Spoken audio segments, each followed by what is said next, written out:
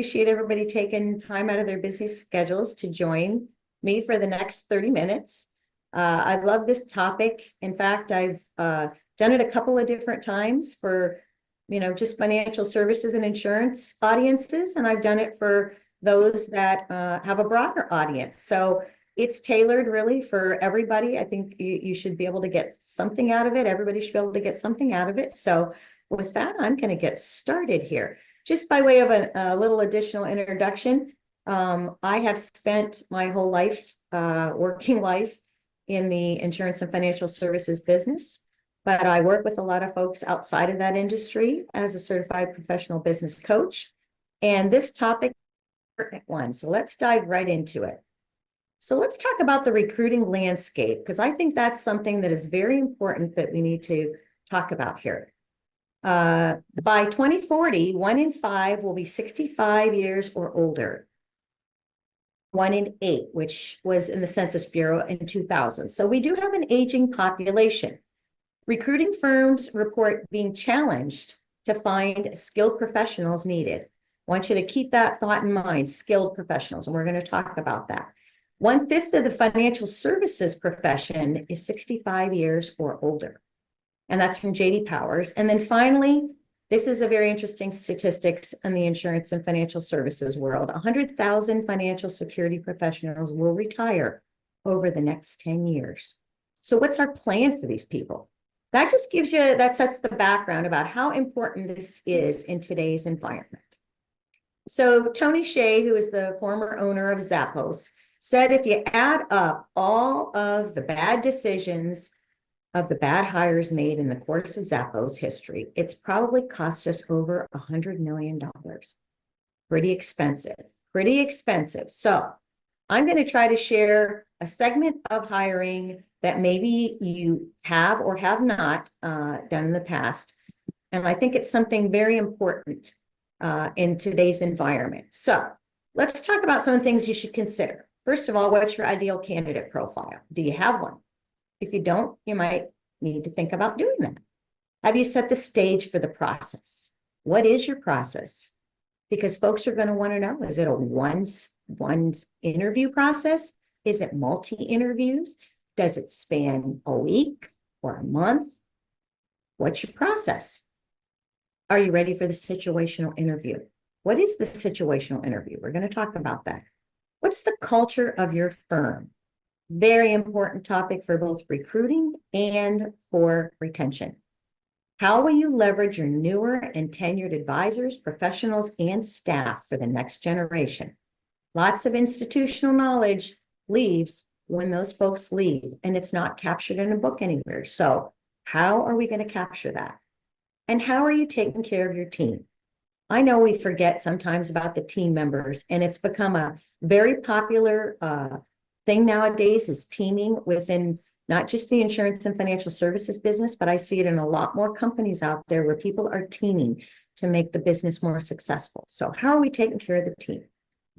So this is a name of a, whoops, let me go back here. There we go. So the scouting book is an idea that I got from a really good friend of mine many, many, many years ago, and I took it and made it my own. And you can do the same. But the scouting book is something that you can utilize to replicate your A players. And actually you can use it for anything, but it is where I got some of the best candidates over time that I hired throughout my 30-some years in the corporate world. So what is your ideal candidate profile? We talked about that. And the most important part about that is, do you have it written down? So in my scouting book, I have the ideal candidate profile. And if you work for a company, it can be what your company says, but what is your ideal candidate profile look like to you? I think you need to personalize it a little bit more. Is it digital? You can do it in print, or you can do both. When I started out, we collected business cards. And next to the business card I collected, it was people that I encountered, whether it was an interview, whether I was doing business with them, whether I was at lunch, or I was doing a service with them, whether it was, getting a new cell phone, picking up my dry cleaning. But nowadays, like I said, the scouting book, it can be digital, it can be print, or it can be both. The important thing is it's intentional. Everybody doesn't go in the scouting book. The scouting book is something that you save for those people that maybe now isn't the right time. Or maybe it's somebody that you did interview more than one time and it just didn't work out for one reason or the other. But it has to be proactive, number one. And number two, you need to write down why this person is there. What about them attracted you to them? Why do you see this person in your firm or organization down the road? And it needs to be personal. That's where I said, what did you see in this person that made you want to talk to them down the road? And the scouting book concept, I think, think about the NFL. You know, do you really think they put an ad on LinkedIn for the next quarterback in professional sports? I don't think so. And so they have a scouting book. As a matter of fact, they have scouts. So just something to think about, but it needs to be intentional, proactive, and personal. So I like to say hire for what's not on the resume. And the reason I say that is we have resumes and we have a lot of them. I know when I was interviewing, I went through 3 reorganizations in my last 5 years with the company I worked with. And there's just a ton of resumes. And so I looked at a study here where Daniel Goldman did a study of 100 resumes and job descriptions. And when we talk about the tech skills versus soft skills, I think it's important that we take a look at what that means. And the reason I say that is when they reviewed 100 of these job descriptions, 1/3 of the skills were tech skills versus 2/3 of the job descriptions soft skills. So when we say hire for what's not on the resume, we're going to talk about those soft skills because those are things that I think help determine where this next person is going to fit within your organization. And sometimes we overlook those, great resume, and the person doesn't work out. Well, have we really dug into what is going on in those soft skills?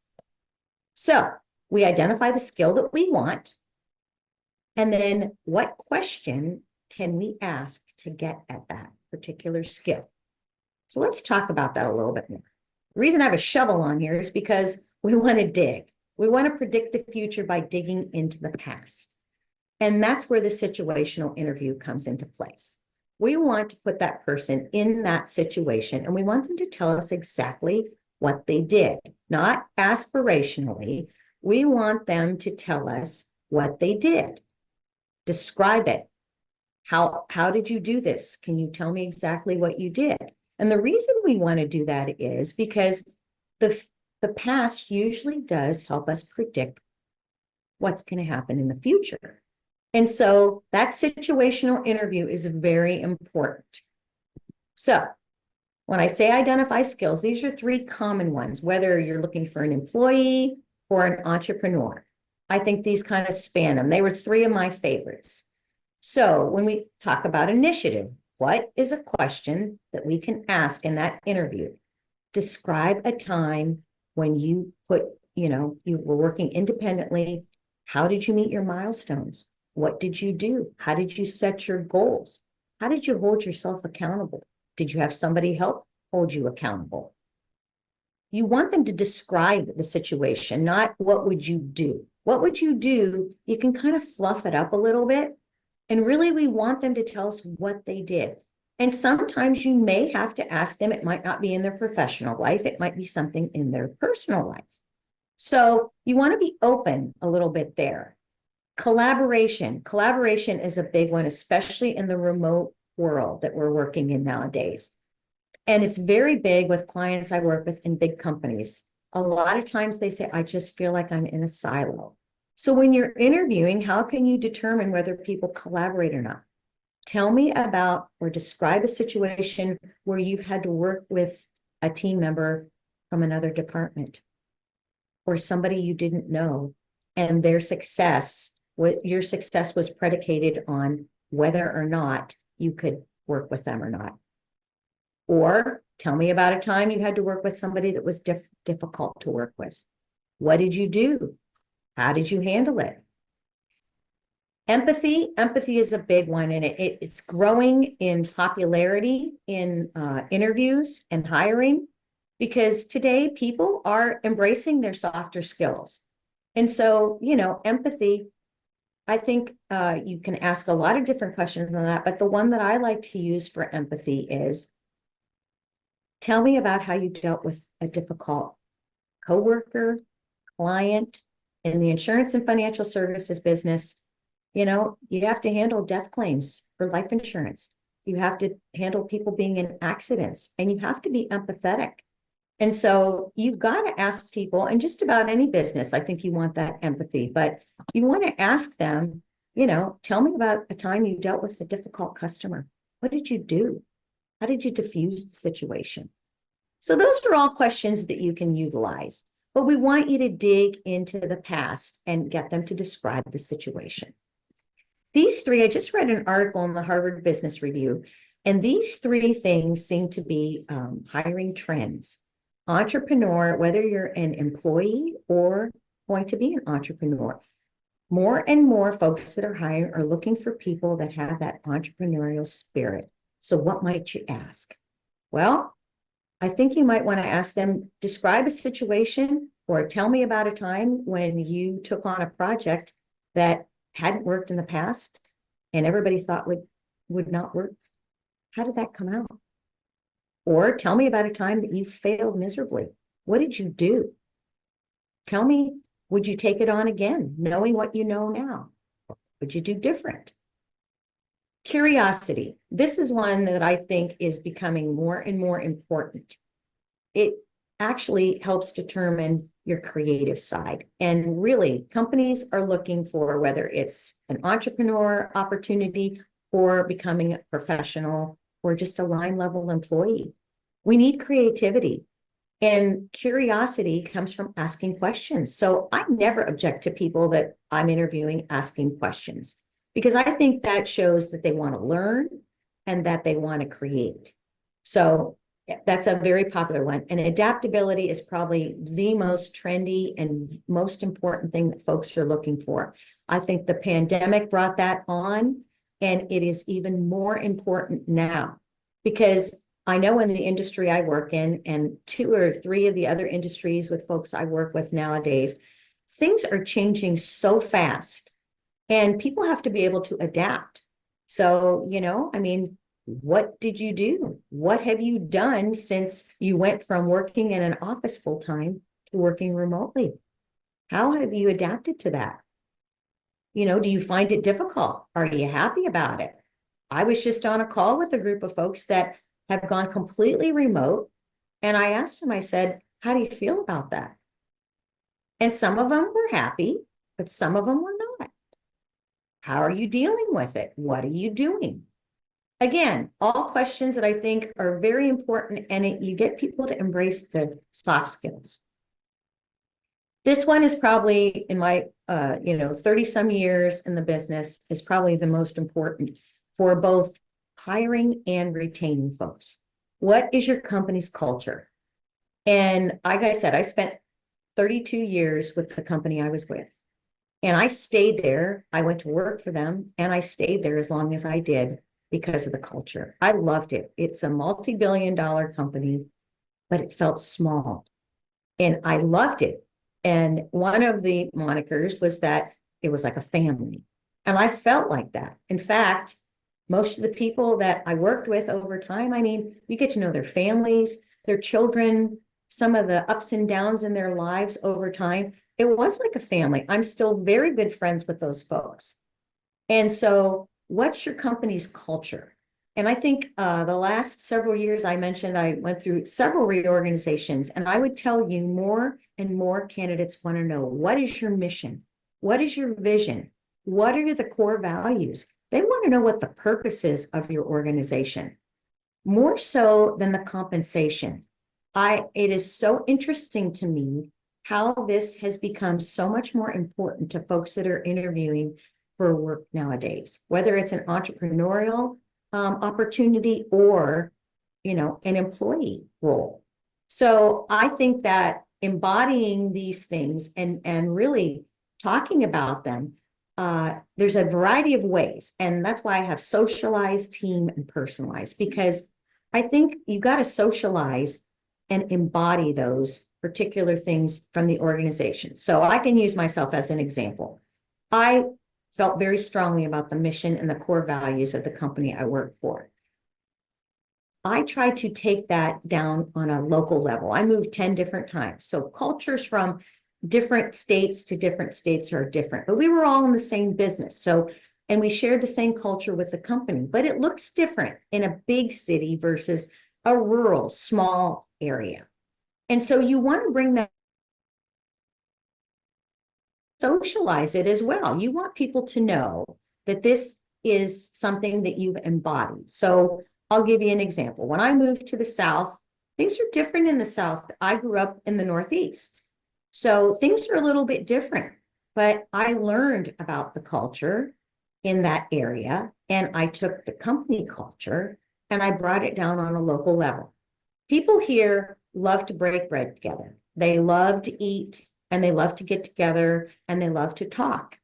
And so I personalized that. I grew up in a big family, so it wasn't hard for me to kind of envision that. I love to cook. We cooked in my family. I mean, we were thinking about the next meal before the one that we were having was done.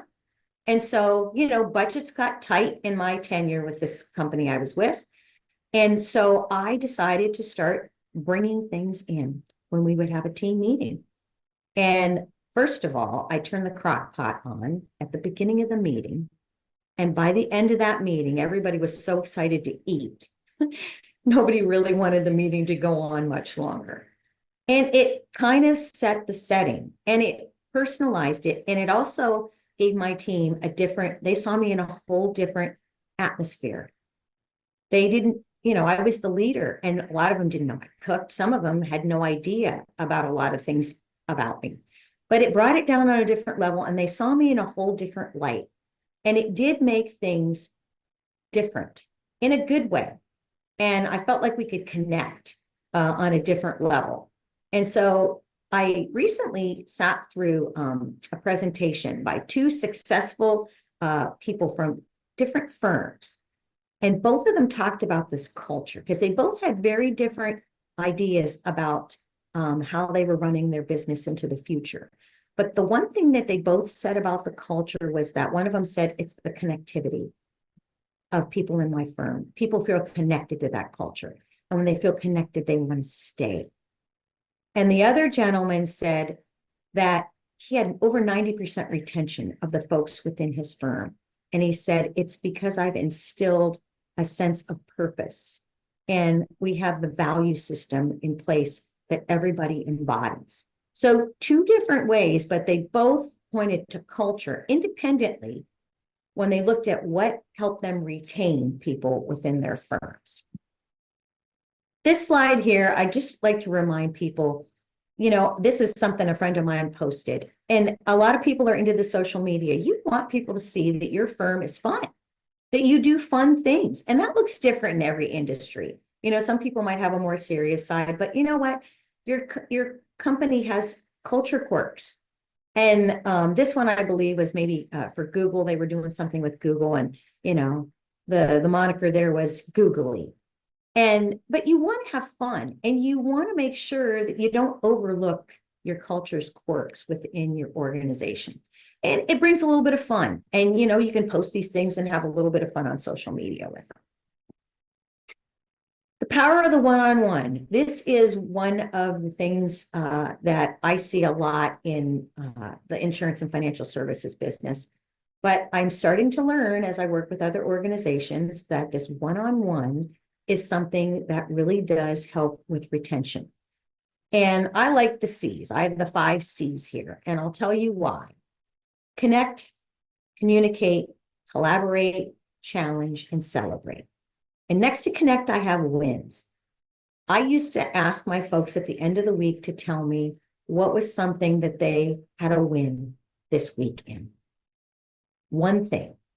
Because I think sometimes at the end of a week, if people have had a bad week, you know, you go into the weekend and that doesn't always feel great.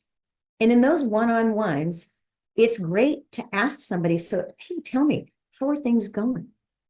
What win did you have last week or this week? Depending upon when you're meeting with them. You start out on something positive. And you can make it personal if you'd like, but it's your time to communicate. It's their time with you, one-on-one. And I think that can't be understated. You know, you want to discuss the items of the business you want to get taken care of. And so you've got those three areas of communicate, collaborate, and challenge. Collaborate, you know, maybe you wanted to get some ideas from the person that you're meeting with on what exactly, you know, you need some ideas for another part of the business and haven't had time to pick up the phone and talk to them or meet with them individually. This is your time to talk about that. Get their input on something that you're thinking about doing.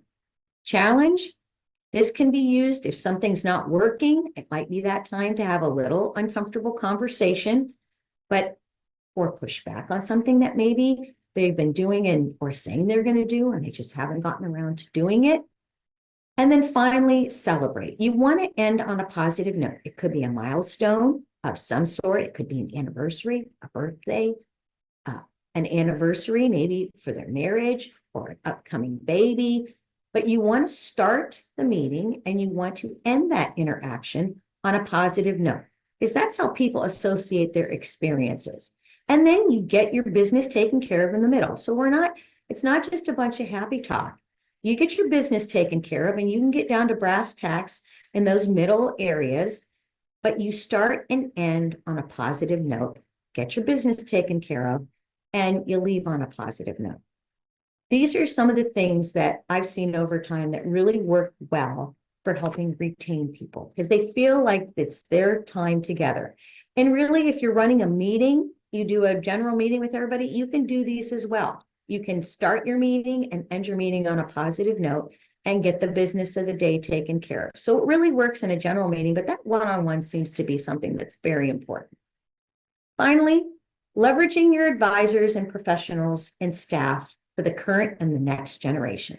This is something that I think is very, very important, because when these folks retire, as we talked about at the beginning of my presentation, where is that information being captured? So in the short term, let's capture those successes, and you can utilize technology to get those types of successes out. It could be a quick email. I've seen some folks taking these and putting them on LinkedIn, using AI to cut out a little video of something that somebody said at a meeting that was speaking and shoot it out with a little snippet on it. I've also seen where you leverage your learning platform. So you might form a longer video of somebody that spoke at something recently, one of your more tenured or even newer folks that's having some success, and they embed it into the learning platform so that part of the training and your onboarding process, whether it's new people or existing people, it becomes part of the learning platform. So that's captured in there over time. Social media, I mentioned on LinkedIn, I see some of these things captured. It's a great way to just get something small and quick without having to listen to an entire video. The last one is mastermind or a peer group. And I did these, and they're called a lot of different things in different industries, but we do them as coaches in my business. And I love it because I learn something every time.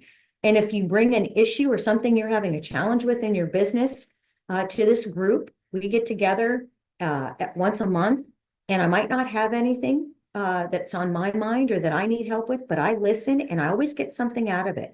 And so the person that kind of navigates the mastermind or the peer group is the person that kind of lets everybody talk about what they've got on their mind, what they're having an issue with, and we rate it based upon its importance. And then every person on there gets to actually ask questions, clarifying questions, so that you have a better understanding of what the challenge is that they're dealing with. And then after that is done, then everybody gets to offer their opinion. If you're king or queen for the day, what would you do if you were in their situation? And I just did this last one that we did, and I got some great ideas, very different perspectives from my own. And that's what I like, because even though we're all coaches in my organization, we all are in different businesses and we work with different people. So everybody sees things from a different perspective. And that's what I liked about it the most. And I think it's important that we take these opportunities, and you can video these people in these groups that I'm talking about here, and you can utilize those and keep this for your next generation. So current and next. And so I think this is a great way moving forward. And I can't emphasize leveraging technology and your learning platforms moving forward. The last thing I want to talk about is free. And I'd love to say I created this because it is free, but it's frequent recognition and encouragement. But I read this book and I took the course on it, and it is something I think everybody could do a better job at.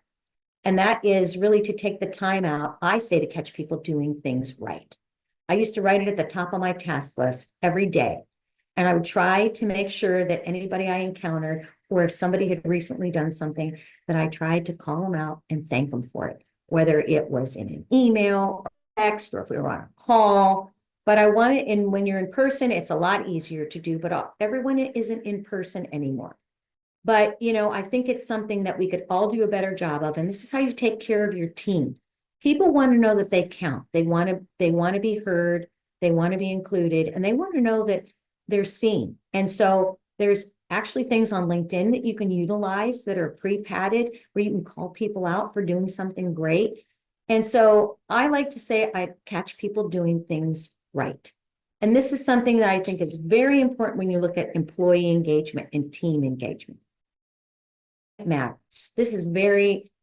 I love this slide. I call it the money slide, because everybody's like, well, this is really nice, and these are great soft skills, but how does that relate to the organization getting results and making money? Well, it does. This is a publication. It's called Hello from Delivering Happiness, and the effects of happiness at work.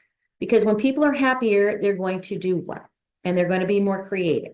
So you can see the stats here, and this is from a variety of different organizations. 300% more innovation, 44% higher retention. That's Gallup. 37% increase in sales, 31% in productivity, 125% less burnout, 65 or 66% fewer sick leaves, and 51% less turnover. All different organizations. So it's not just one place. It's a lot of places. And really, the effects of happiness at work are becoming more and more important to people. So I want to leave you with a call to action. And you can ask yourself these questions. What is one change maybe I can make today? Because I've given you a lot of things that don't cost money that you can go out and do when you leave today. When will you create your scouting book? What soft skills would you like to select for your next situational interview? And what free can you embed into your daily routine to show your team your appreciation?